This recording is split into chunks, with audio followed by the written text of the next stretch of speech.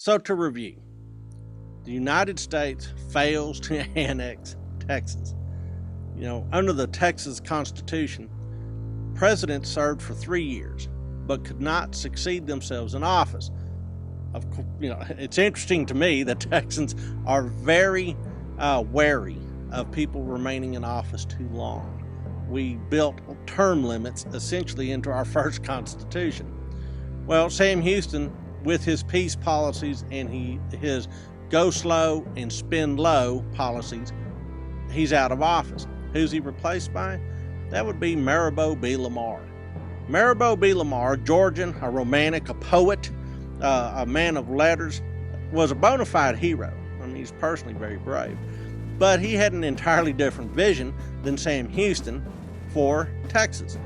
And in fact, when the United States kept dilly-dallying about annexation, Lamar said, fine, we'll just go it alone. We will in fact be a full-blown republic.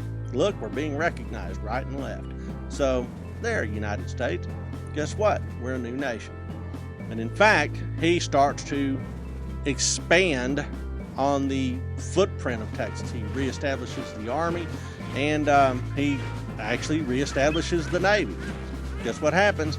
The debt balloons. So, how do you justify this expansion? Well, Lamar builds upon some previous foundations in terms of his military. One of the things that Lamar uses pretty heavily is a force called the Texas Rangers. Now, the Rangers started actually with Stephen F. Austin. Stephen F. Austin had hired 10 men to range the frontier to keep an eye out for Indian raids and vagabonds and ne'er-do-wells. By 1835, the Republic of Texas government had authorized a number of companies of Rangers, small companies, 16 men each, really small squads, that would also serve the same purpose. Sam Houston disbanded them because they were expensive, but Mirabeau B. Lamar resuscitates them in 1839. And he brings in these guys to become sort of the leading edge of any conflict with the Indians. That, plus the expansion of the Texas Army, allows him to begin pursuing one of his other passions, and that is the removal of all Indians from Texas. In 1839, this force moves into East Texas and fights the Cherokees in what is known as the Cherokee War. Ends poorly for the Cherokees. Meanwhile, Rangers and other militia pursue Comanches, trying to retrieve the white captives that Sam Houston said the Comanches should bring in.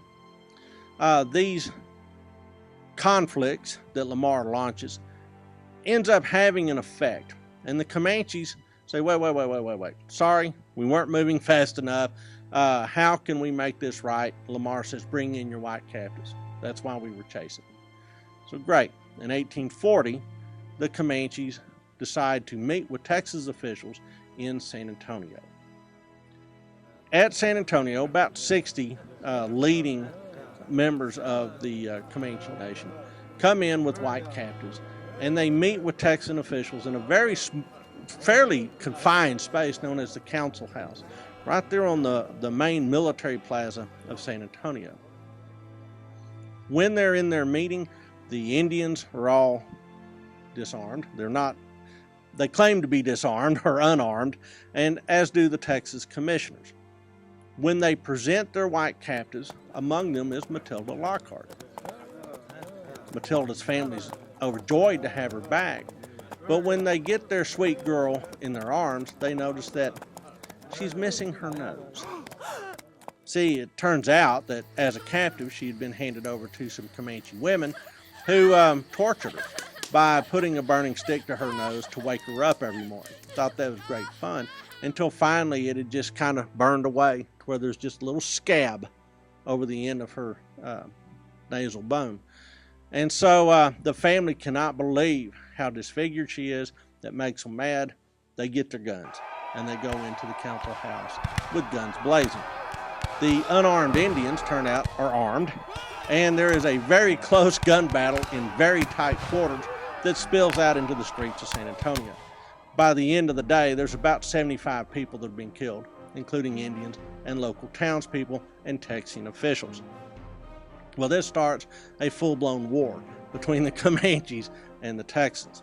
The Comanches believe that they have been betrayed and double-crossed, so they launch a retaliatory raid. They essentially gather as many Comanches as they could get. By some estimations, it's nearly 600.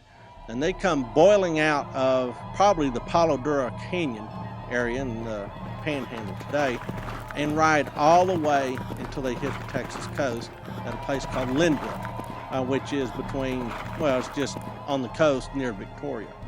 They destroy the town of Linnville. They sack the warehouses, they loot everything they can, and then they start back towards their high plains homes. They're intercepted east of Austin, near the present-day city of Lockhart, in what becomes known as the Battle of Plum Creek on August 12, 1840. But in this run-and-gun battle, most of the Indians are able to escape, although they lose a bunch of their plunder. Point is, this has been a major escalation in tensions between Texas and the Comanches.